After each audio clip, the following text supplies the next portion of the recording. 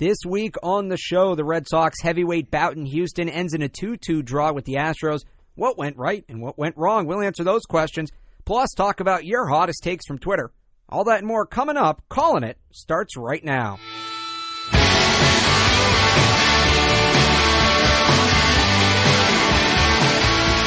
I got a problem today, Lebowitz. You can ask me what it is, or... No, I'm self-absorbed. So, no, what is your problem, Alex? Well, first, this is the Calling It podcast, powered by CLNS. Calling It does not care about your personal problems. Never. We are just here to talk sports, maybe a little other stuff, too. We'll see. We'll get into it later, the Hot Takes at Twitter segment. But my problem, Lebowitz, relates to the Boston Red Sox. I am on record on this show last week, on the CLNS Red Sox Roundtable earlier in the week, pretty much all over the place, as all over the place as I can get, saying that I was going to base my entire opinion of the 2018 Red Sox regular season, not the playoffs, but my opinion of the team going into the playoffs was going to be based on this weekend series against the Astros. That if the Red Sox had gotten swept, I would be on here today saying they can't win the World Series. If they can't beat Houston, what's the point of all of this? Forget it. If they had swept the Astros, I'd be on here telling you where I'm going to be standing for the parade. But they split the series. So now what do I do? I think you got to be, somewhat pleased. They hit really good pitching very well, and that's nothing to scoff at. You go up against Justin Verlander and you get a W. That's huge. You get him out of there by the seventh inning. That's huge. I thought they did a pretty good job this weekend. I think the pitching was, at times shaky, especially with Chris Sale, which I'm sure we'll get to. Yeah, I want to talk about that. But overall, you got to be happy with how the Red Sox have played. And I think right now, June 4th, we know what we have with this Red Sox team, and that's a legitimate World Series contender that has a legitimate shot of representing the American League in the World Series. I think they have a chance. I'm still not convinced they're the best team in the American League, record withstanding. I do still think it's going to come down to them and the Astros. If they want to win the World Series, they have to beat the Astros. I'm not worried about them beating the Yankees. Not only do I think the Red Sox can beat the Yankees in a best of 5 or a best of 7, they wouldn't have to play them in a best of 5 though. Just they might. They can beat the Yankees in a best of 5 or a best of 7, or another team could. They might not have to face the Yankees. I'm not sold on that. What I am sold on is the fact that if they want to get to the World Series, the road goes through Houston, and that's the team they're going to have to beat. And I'm not encouraged or discouraged. They still have a chance. I just don't really know where I am, because we saw two very distinct teams this weekend. We saw the team on Thursday and Friday, and the team that could hit the ball on Saturday and Sunday. Now, they are dealing with injuries. They don't have Mookie Betts. JD Martinez got pulled from the game Sunday night with what looked to be a back injury, although it sounds like that's not going to be too much of an issue. But again, this team seems very up and down to me. I will say this. I am now officially worried about Chris Sale, because he was not good again. Yeah, I don't know if I'm ready to be completely worried about Chris Sale. It's definitely worth noting. I mean, the past few starts, he has not been all that consistent. He hasn't been the guy you can rely to go, 7 or 8 deep. His pitch count's been going up, and it seems like he's been nibbling a little bit. You want him to be more aggressive. You want him to be better, and you want to have to rely on him more than you have been. I think he will come around, though. He's shown us that in the past. The bigger concern for me is how will he be later in the season, but that's for a different discussion. Overall, not too worried about Chris Sale. I'm worried about the health of this team. You mentioned JD Martinez being banged up, Mookie Betts on the DL, Dustin Pedroia on the DL. They have problems, but overall, people are starting to hit right now. Their pitchers are starting to pitch. I think it's Stephen Wright Tuesday night over playing the Tigers, his first start of the season. He's been good out of the bullpen. And I think some of that has to do with, just to go back to Chris Sale real quick, they're giving the bullpen 2 extra days of rest. You have the day off on Monday, and then adding a Stephen Wright start on Tuesday. I think that's done for Chris Sale, to give him a full week of rest. I think that's part of the reason they're doing it, and I'm all for that. Yeah, I don't like putting pitchers out there and having them throw 105 to 110 pitches every outing. I think there's a time and a place. You get into the 7th, the guy's dealing. He's at 98 pitches. Okay, send him back out there. That's fine. But to throw him out there in the 6th inning when he's already at 100, or the 7th inning when he's already at 100, I don't like that. I think they should try to conserve Chris Sale, and this goes back to a discussion we've been having Bullpen. They need help in their bullpen. And I think Stephen Wright did a very good job as a long reliever, but they still need one or two more additions so that their starting rotation isn't tired come August. That's the bigger concern than will Chris Sale be good to go. I think Chris Sale's a great pitcher. I think he'll come around, and when it really matters, you'll see him throw like he's capable of. What I'm not very confident in is will he be healthy? Will he be 100% at the end of the season?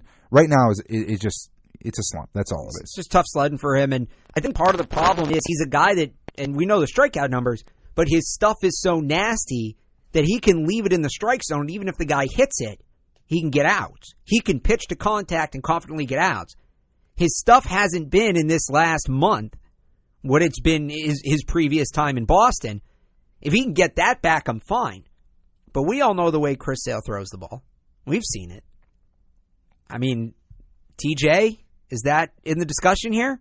That's what, I'm not saying it looks like that, but look at the guys that Dave Dombrowski has traded for. Look at the way Chris Sale throws.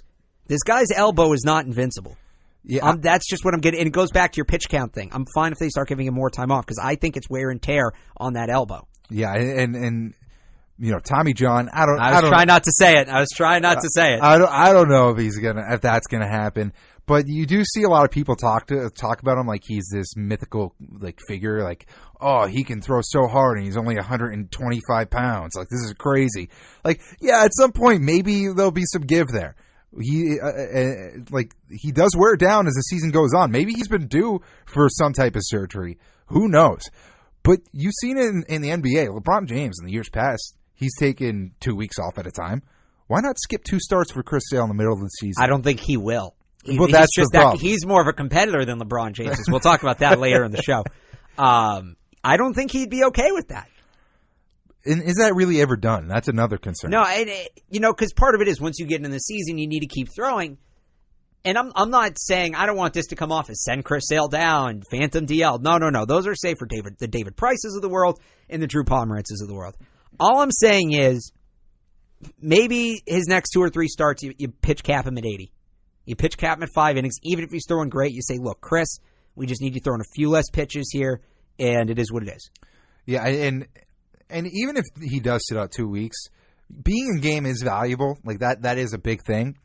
But you can still keep your arm active. It's not like you're not throwing for 2 straight weeks. You're still throwing. You're just not going out there and throwing 100% for 100 pitches. I think that's I still think it's extreme though to take your second best pitcher behind Kimbrel. Okay. And I am sticking on that point. I am very proud of that take. Take your best starter out of the rotation for 2 weeks because of a bad month. I think is a bit overreactive. Now, let's say they try pitch counting him, or they try this thing giving him 7 days of rest, and he has another bad month. Then next we talk about it a month from today, 4th of July. How about that already? Yeah. Maybe around the 4th of July we can talk about Chris Sale taking a couple weeks off. I'm not ready to go there just yet. A lot of it also depends on the division race.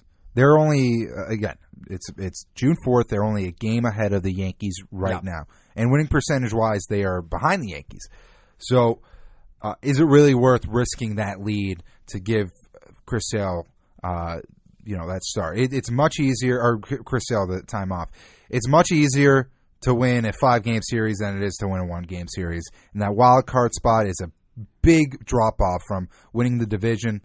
So maybe it's not worth it. And maybe that 80 to 85 pitch cap that you just alluded to, maybe that's the way to go. But one thing's for sure, you cannot overwork him. And it's evident that he's lost something. He's not pitching 100% right now. He's not throwing as hard. There's not as much bite or consistency on his slider. And that's got to be directly correlated with how much he has been pitching. Let's go from the most concerning part of that series to the most encouraging part, and that's the lineup. I mean, look at the guys who had the biggest hits in the series. Christian Vasquez had the home run on Saturday night. Benintendi. Andrew Benintendi, who's been ice cold, seems to figure that. I mean, both the home runs he hit, but the one he hit Saturday, my God. You got big hits from Brock Holt. You got big hits from Jackie Bradley Jr. I mean, look, Martinez did his thing. Moreland did his thing. Right? The guys who you expect to hit. But you got contributions up and down the lineup, all 9 spots. at least 2 of the games in this series. And I don't know if you can say that about the Red Sox at any other point this year, that their lineup 1-9 was contributing. Yeah, and I think we've seen a massive turnaround from the guys that we were concerned about originally. Sandy Leon, I'd say a month ago, he was hitting like 150. Right now, he's 253.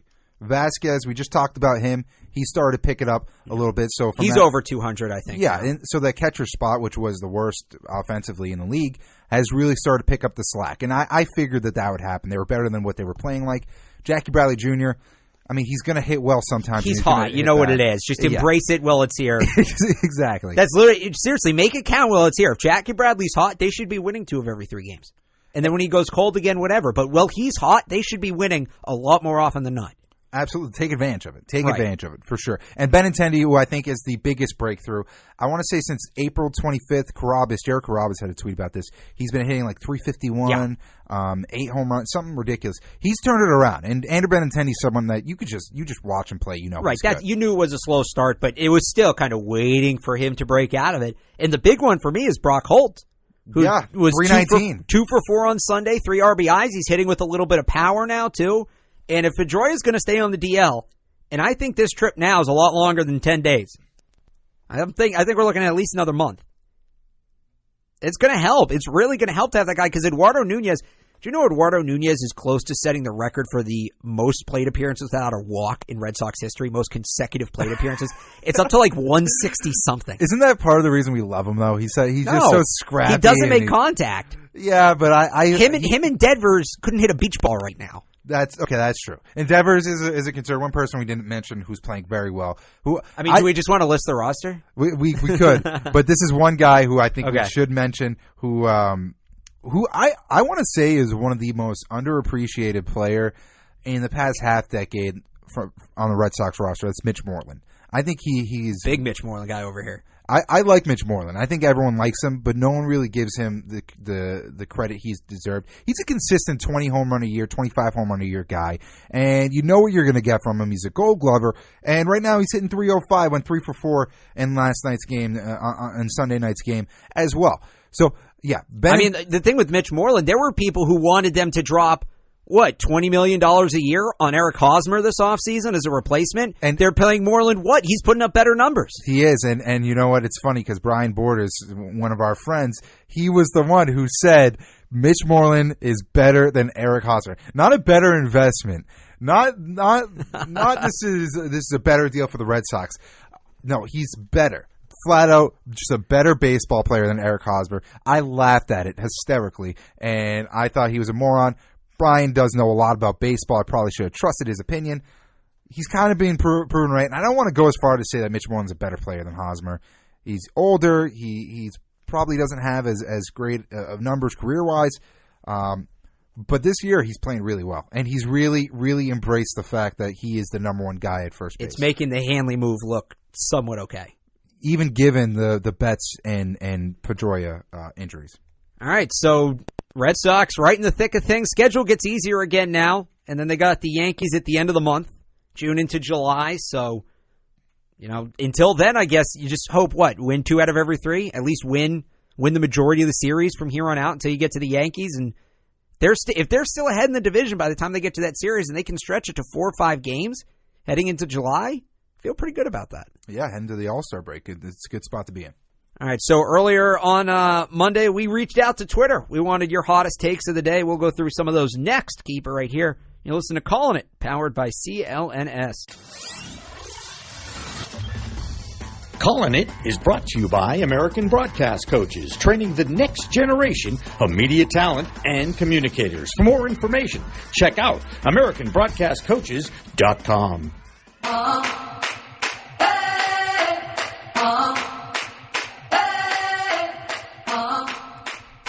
All right, so it's time for this segment again. Hot Take Monday on the Callin' It podcast. We sent out a tweet this morning. We wanted the hottest takes on Twitter today.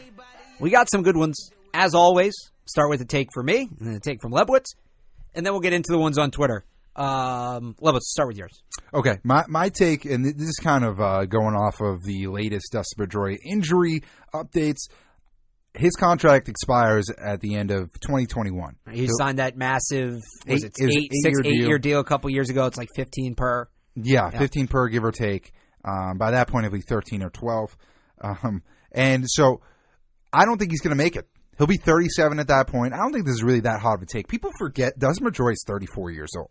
Like, he's not a young buck. 34 years old with a history of bad wrists and a bad knee. Yeah, and it happens every year. He's not going to play. He never plays over 130 games in a season, and he won't for the rest of his career, regardless of what happened. That seems like a fact at this point, not even a hot take. I think he's going to call it quits eventually. I think he's starting to get old. He's starting to get beat up. He's the longest tenured Red Sox in the locker room. I think he feels that way, and I think his playing career is coming to an end. Maybe not after this season, maybe not after next season, but I give him the 2 years after this, max. I think he'll be done. I think he'll call it quits, hang up the cleats. I mean, I thought the wrist injuries were going to get him at some point. I didn't think it would be the knee, but I'll buy in on that. The guy's old. He's old. Most people don't play as long as he's played. Remember, he came up very young. He's been playing now for 11 years. They're not that young, though. Like, you look at Devers. Devers is 20, 21. That's a whole nother story. But no, Pedroia came up relatively quickly. Sure. And, yeah, he hit, was it 307 2 years ago? Something like that. He's still talented. He hit in the 290s last year, but it was an 18-point drop in batting average. Even at 290-something, an 18-point drop in batting average concerns me. If he drops another 18 points this year, he's hitting in the low 270s. Another 18 points next year.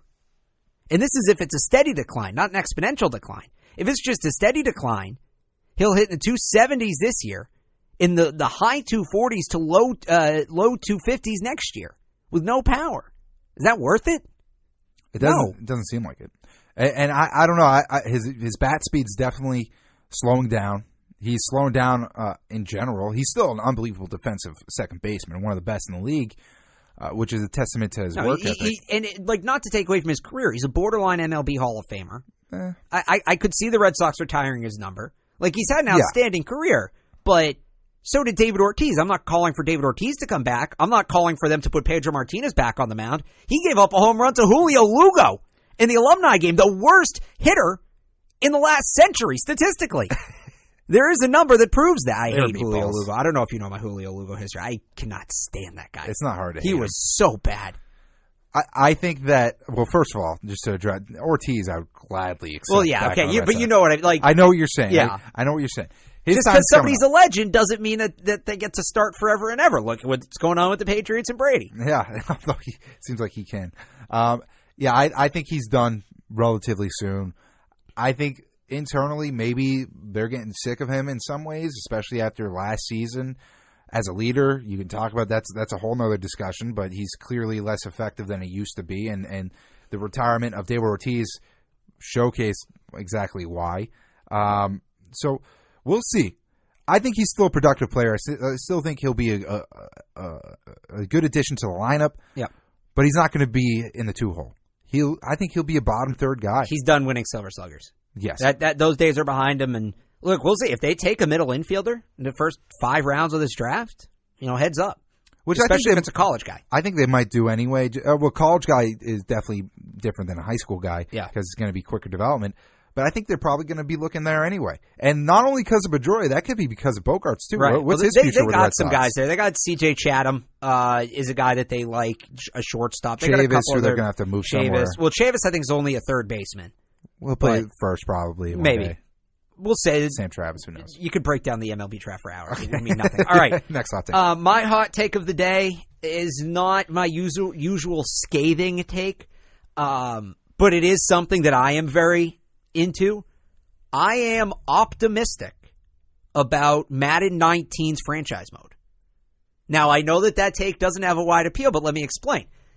Madden franchise, since they switched over to, the 3rd-gen console, whatever the Xbox One and PS4 are, it's been not great.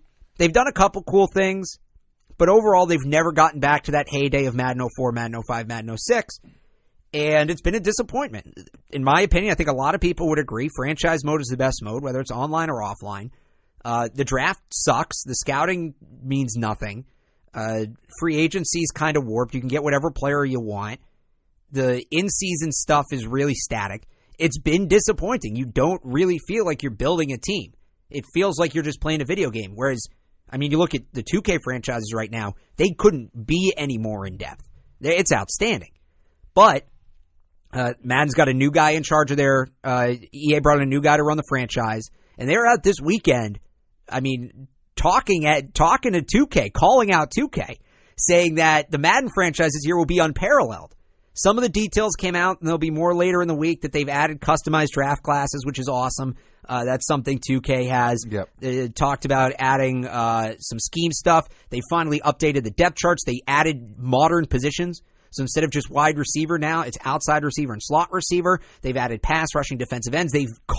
Madden is now starting to catch up to modern football, which it had been very behind on. Yeah, it's very boilerplate. There's still, most of the playbooks still are based out of an under center set, which is antiquated at this point. But it seems like they're starting to catch up to modern football. Franchise mode's taking another step forward. And look, they're calling out 2K. You swing at the king, you best not miss. So I'm excited. August 10th, it comes out. Yeah, and I don't know if I'm going to get it. I'm always iffy on Madden. I haven't gotten it in a couple of years. I didn't get this past season, but I got the one the year before. I love it, but you are right. Franchise mode is super easy to get past. 17 to 18, it was copy and paste. They changed nothing. Yeah, oh, was it? Yeah. And I love franchise mode. Drafting, I do too. Drafting and it was super easy because all you would do is trade down or trade for next year's pick, and you get two of the same round. Yeah, no, you'd end up with 20 picks in a draft. Every year. So easy. Every year. I don't know if you ever played ESPN NFL 2K5. I vaguely remember that on PS2. So Madden... Was that Terrell Owens? Yes. Yes. So Madden scouting, what it is now is you don't get to pick what you scout. You choose the player. You have a certain number of points. There's no way to affect how many points you have. Every team has the same number of points. And you can spend up to 15 points on a player. You get 3 random abilities of his. And that's all you get for scouting. That's it. Yeah. So ESPN 2K5, it was actually, there was a combine process, and you chose what you wanted to scout about what player, and it gave you 40 times in vertical jumps. And there was actually, it felt like, I sound like such a nerd right now. It sounds like I'll be playing this on a lot of Saturday nights coming up. I know that for sure. It actually, there was a scouting element to it. Madden now, it sucks. The scouting, so that part sucks. Yeah, the scouting it's different. I think it's not that far off from 2K. I think they're kind of 2K. It's a percentage thing. You get every. Well, 2K basketball is different than what 2K football was a few years ago. 2K basketball does an amazing job.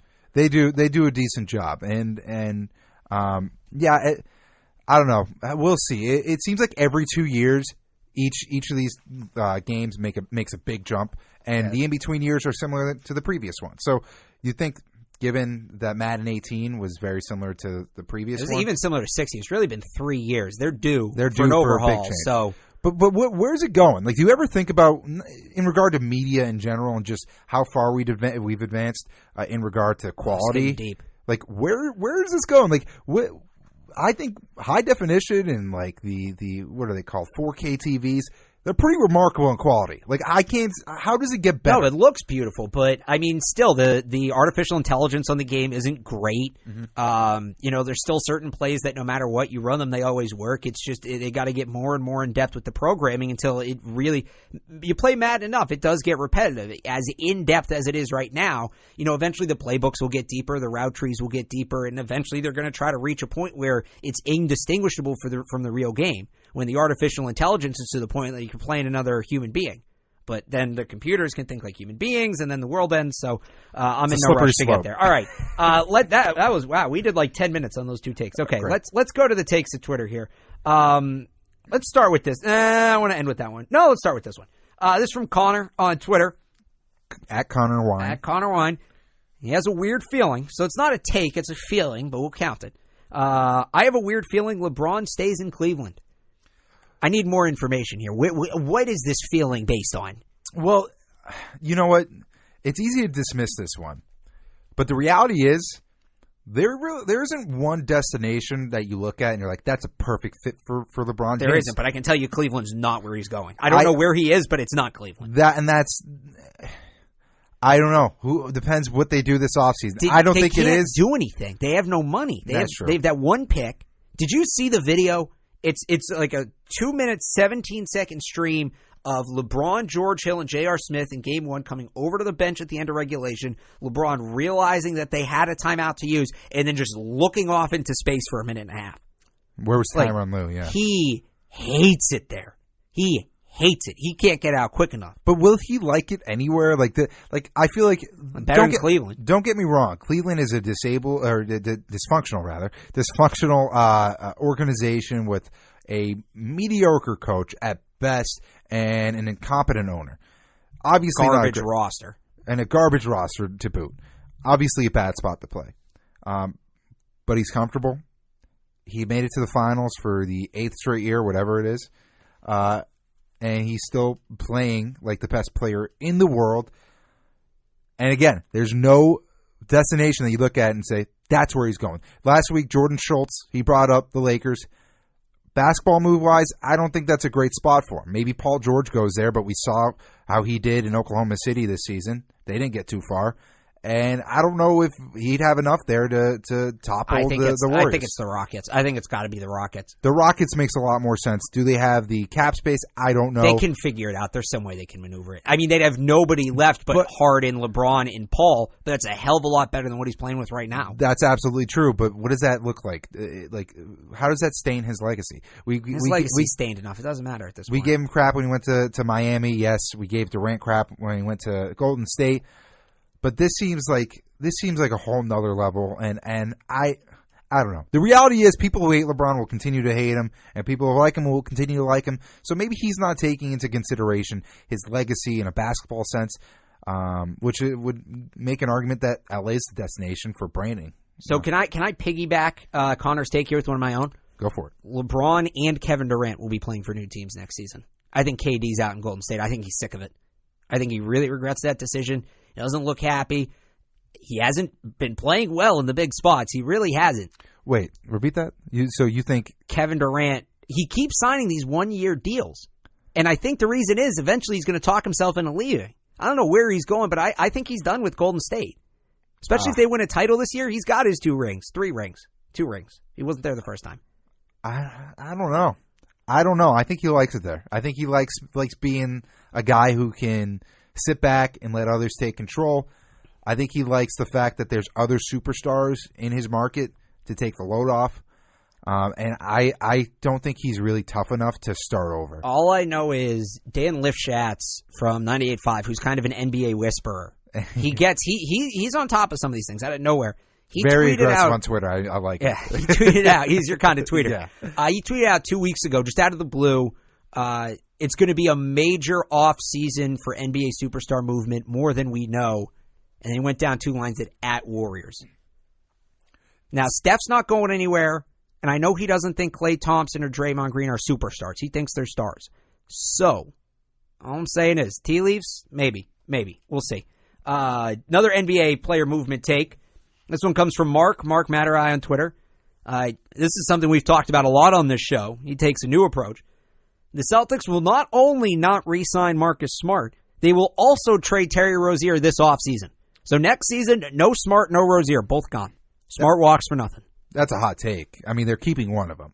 You think that they're keeping one they can have Marcus Smart for $6 million this year with the qualifying option. I don't see how you don't do that. I think both Rozier and Smart will be on the roster next season, given their contract situations and the qualifying offer that they'll in all likelihood extend.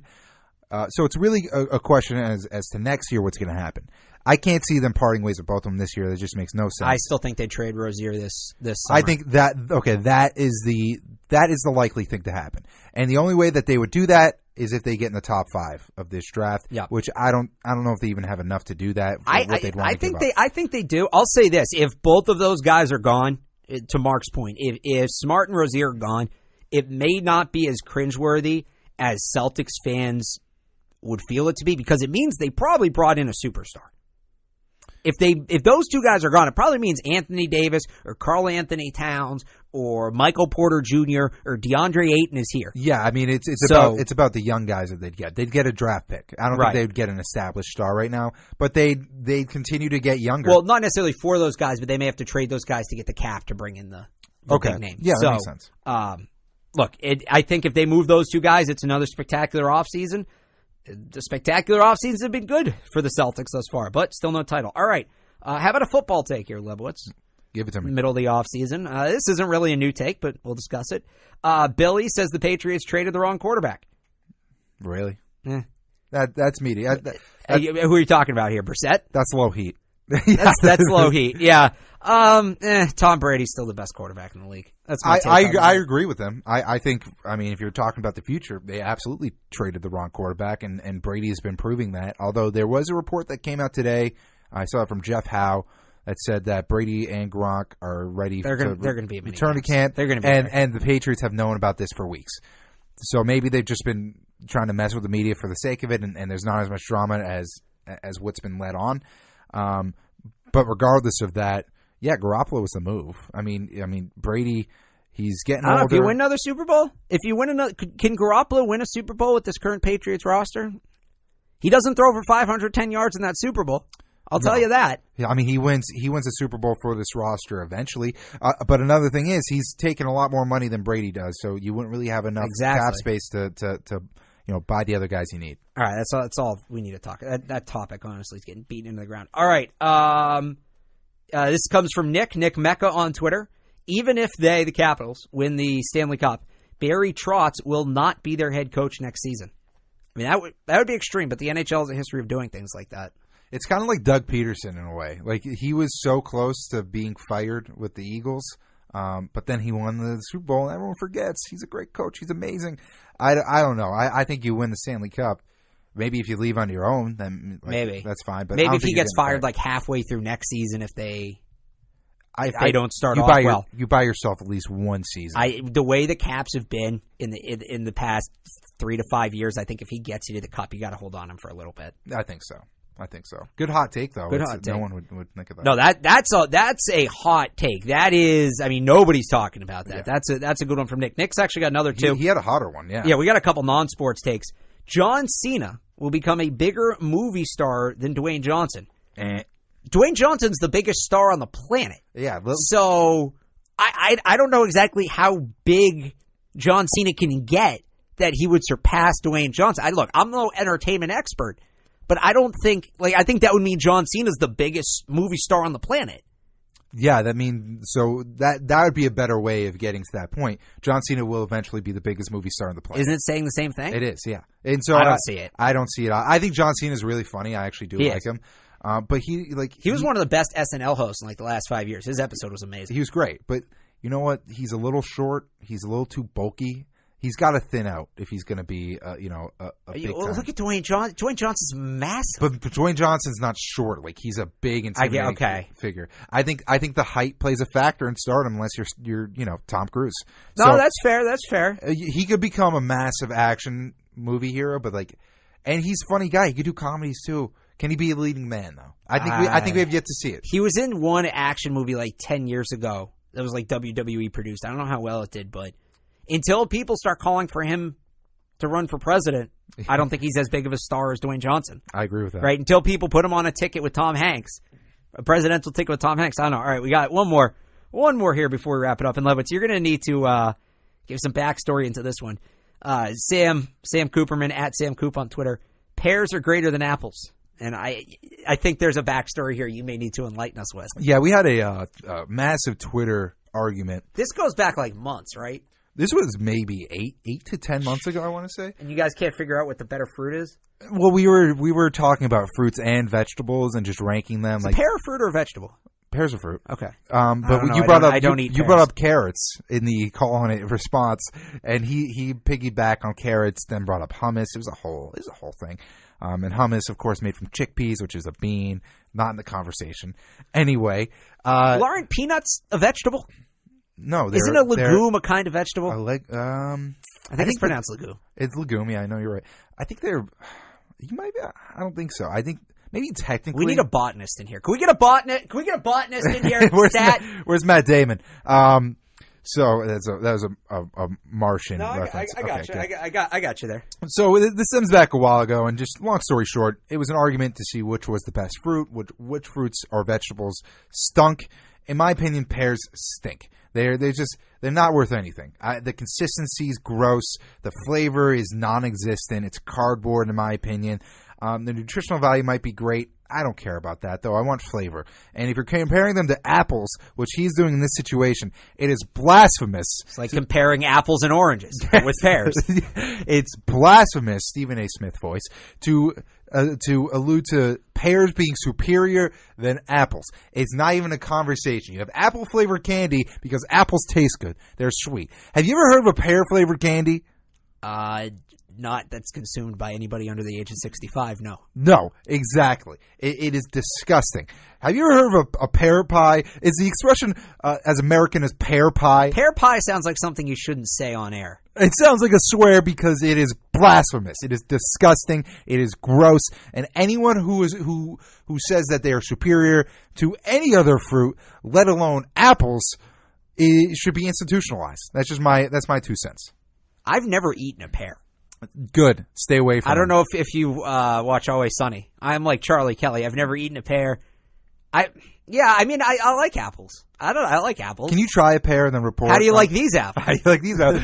Is it a good one? No. That's 2 Matt Damon references in like 5 minutes. This is a Boston. That's pretty good. This is a Boston podcast, so it makes sense. I like strawberries are fruit, right? Oh, yeah. Strawberries my favorite fruit. So the big, okay, here are the ones like tomatoes. Tomatoes, they're vegetables. I'm not a big tomato guy. I love tomatoes. I like ketchup. But are tomatoes a I vegetable? don't like tomatoes. Are tomatoes a vegetable or a fruit? I don't know. I think they're a vegetable, personally. What are potatoes? Do potatoes count as a vegetable or a starch? I actually got in an argument with somebody about that. Yeah. Potatoes, I think are vegetable. And I said I was eating vegetable with dinner, and they're like, no, it's all starches. This is my freshman year of college, real quick, and then we got one more late take in, and then we're out of here. It was my first year in college, like first week, and I didn't know if I'd like any of the food in the dining hall or whatever, and I was playing it very safe, and I came back to my table with French fries, mashed potatoes, and home fries. And I got so much crap from my friends for eating nothing but starch. I was like, no, it's all vegetables. It's all good. And they claimed it was starch. I think it was an all vegetable dinner. And I stand by that. We got to get someone on here to talk about it. We got to get a botanist. I'm not I am a food Where's guy. Abdul, our resident scientist? By the way, he's got a new podcast coming out tomorrow. You can check that out on clnsmedia.com. All right, Evan, at Evan Milo on Twitter. Late Hot Take Monday take here. I kind of wish we had some more time for this one. David Price is the most important player on the Red Sox for the rest of the year. I might have to agree. I might, not best, far from best, but if Chris Sale's going to struggle the way that we think he may struggle in the next couple of weeks, don't they need David Price to continue to be the guy he's been these last couple of weeks? Yeah, you definitely do. And beyond Chris Sale, I think Chris Sale will pick it back up, unless, of course, it is health-related, as we alluded to.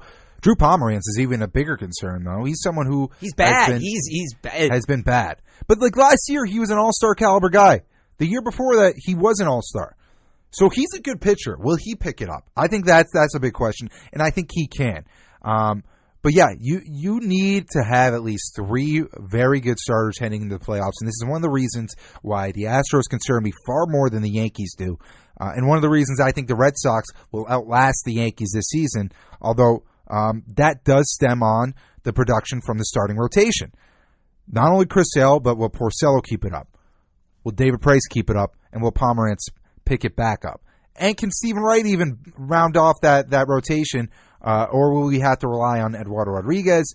Will he come back to, will he ever be the guy that we hoped he'd be? Who knows?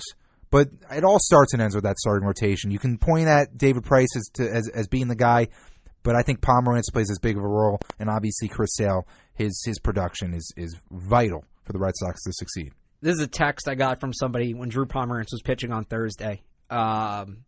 Watching him, Drew Pomeranz, pitch is exhausting. There are guys who suck but are fast at sucking. Drew Pomeranz sucks, and he's slow while he sucks, and it's killing me.